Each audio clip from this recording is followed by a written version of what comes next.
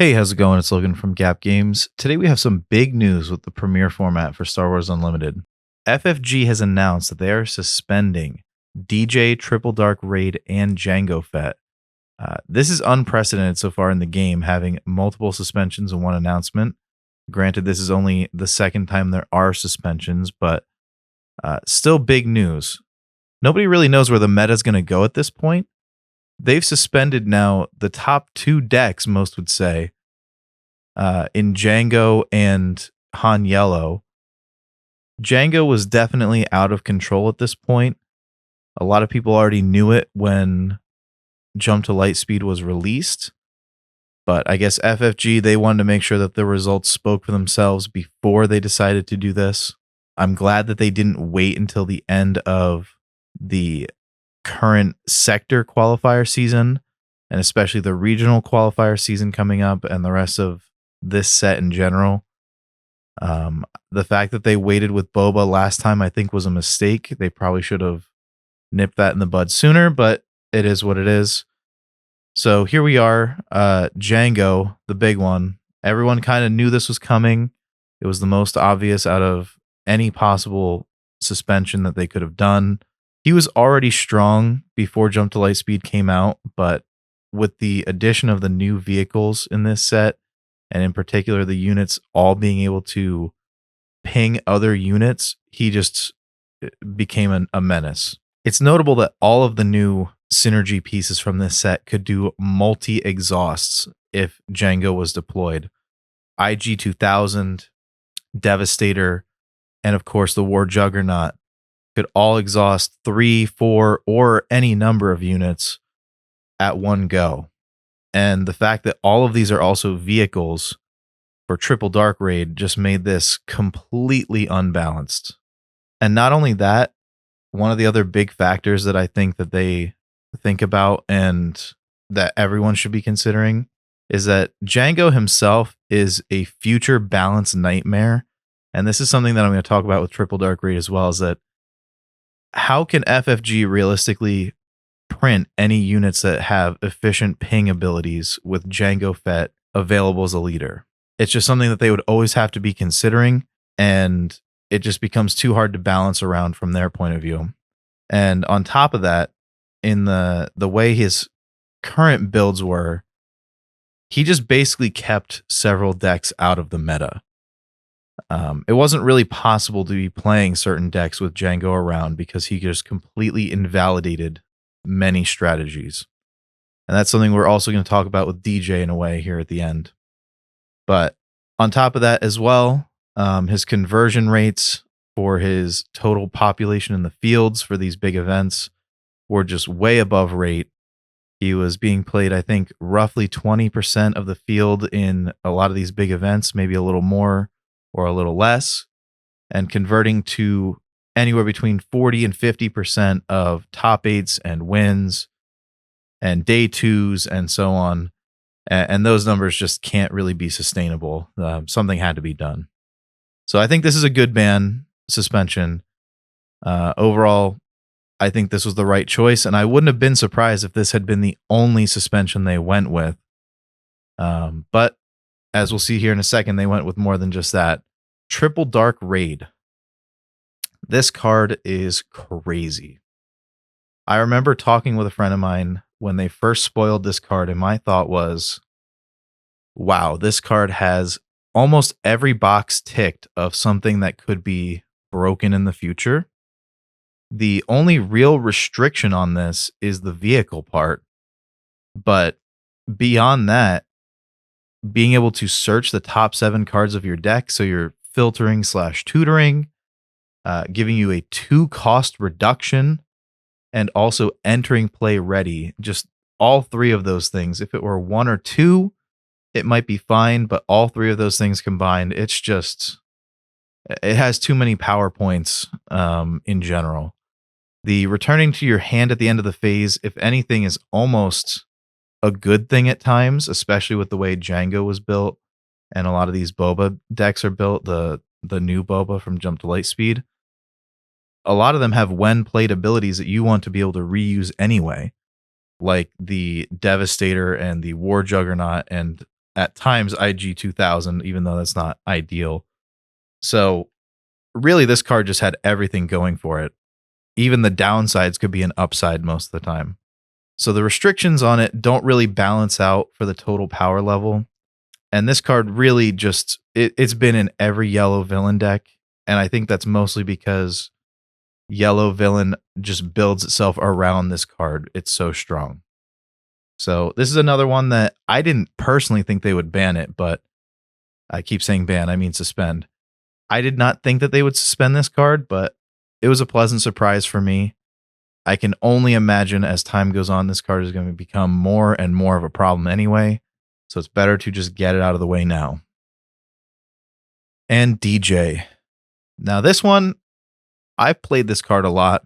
I'm a Han main, mostly Han green, but a little bit of Han yellow as well.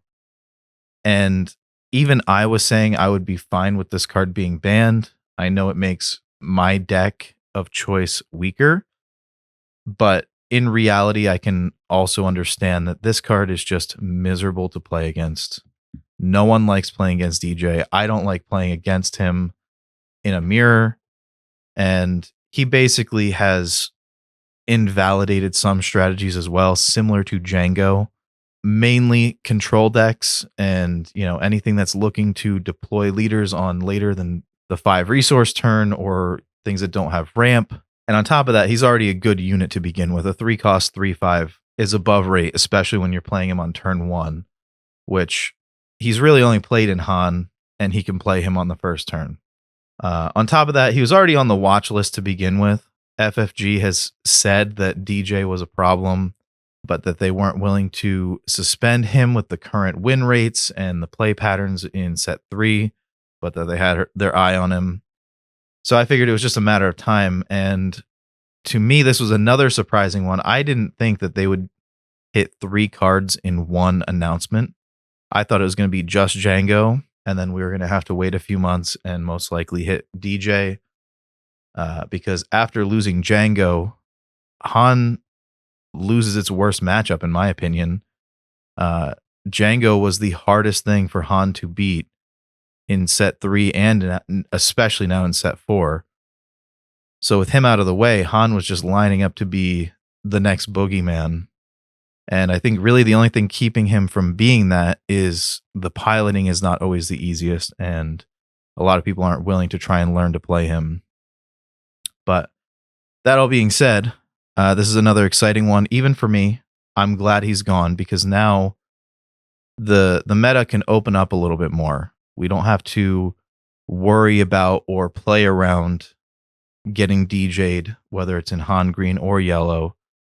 We don't have to pre-sideboard essentially like EMPs and commandeers and things like that for Jango. And who knows at this point what's going to be the next meta. I've got some guesses, and I'll go over that here in a second. So I just have a few leaders here that I think will go up in power level, or at least go up in viability with these suspensions today.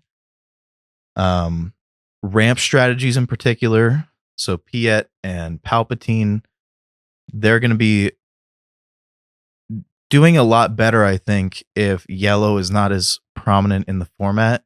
Not that I don't think it will be popular still, but I don't think we'll be seeing as much of it. We might see more pivots to, other colors. And in particular, both of these decks are hurt pretty hard by things like Waylay and DJ and just the disruption that both Jango and Han can put out and prevent these decks from doing their thing. And same thing with control. Iden and Bosk have been struggling. They're good into Jango, and we did see a Bosk Blue win in, I believe it was Liverpool. But I think if that player had faced more Han throughout the day, we wouldn't have seen that result. So now with DJ out of the picture, we could see that resurgence of particularly blue villain, but Bosk and Iden were the most popular of those. And you could kind of lump Kira in there as well, but she's more of like a mid-rangey control, somewhere in between there. And I definitely think she'll be popular, but she's always kind of been on the outskirts. And onto aggro. Sabine, I feel like, has been really struggling, especially in this set. Her matchup into Han Yellow is not great, I would say. And into Jango is probably also not the best. Just they can race Sabine while also disrupting her enough that she can't push through damage as fast as they can. So I think with both of those factors in mind, she's going to probably be coming back in a big way. There's going to be a lot of people playing Sabine, I think.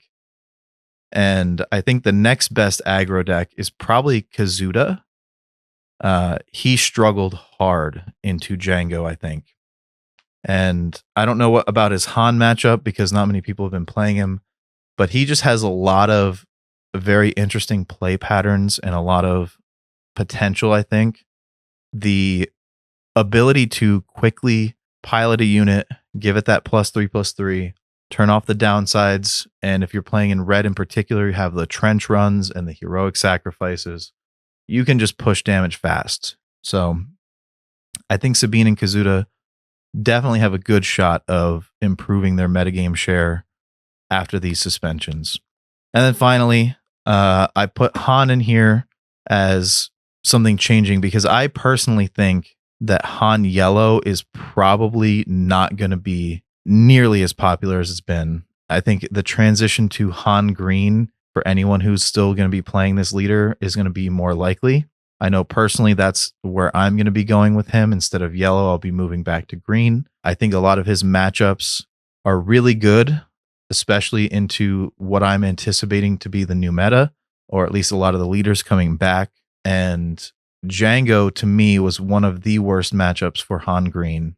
It was winnable, but it still was not great. So that was the main thing for me holding back Han Green. And especially now with DJ being gone, on top of Jango being gone, there's really almost no reason to play yellow anyway. You get Cunning, you get Bodhi, but I don't know if that's enough to push it over the top of what green gets you. And then we have Quinlan. Quinlan's still really strong. He's pretty much been consistent and powerful since he came out with Tarkentown. I know there was a lot of talk about Tarkentown being a potential ban as well, and FFG did mention that in their stream. And I personally think that Quinlan might be the best deck now. It's really hard to say, but he might be the best deck now with the suspensions coming up. And he really loses nothing. And what is probably his worst matchup in Jango is going to be gone as well. So similar to Han, he's going to gain a lot of power just from the fact that Jango's gone, more so than anything else. And he has a lot of the same power points that, Han does, in that he can race the aggro decks, he can disrupt the aggro decks, he can put pressure on control while disrupting control. And he just has all the same yellow tricks that, we've been seeing for a long time. The discard, the waylays, and the combat tricks like surprise strike and hotshot blaster, and just he's a 7 health, 5 deploy leader, and we've seen how that goes at this point. He's got the same stats as Jango, probably a little bit weaker ability, but when paired with Tarkentown, he's got a lot of the same things. And when you factor in force throw and the other, discard packages, like, he's hard to get around, but we'll see. So we still have a few more sector and regional qualifiers coming up. And what I'm expecting to see is a lot of Han, Sabine, and Quinlan at the top tables and higher metagame shares, along with various blue-green villain or blue-red villain decks being control / mid-range. And from there, the rest of this is just going to be the Wild West. We don't really know what's going to happen.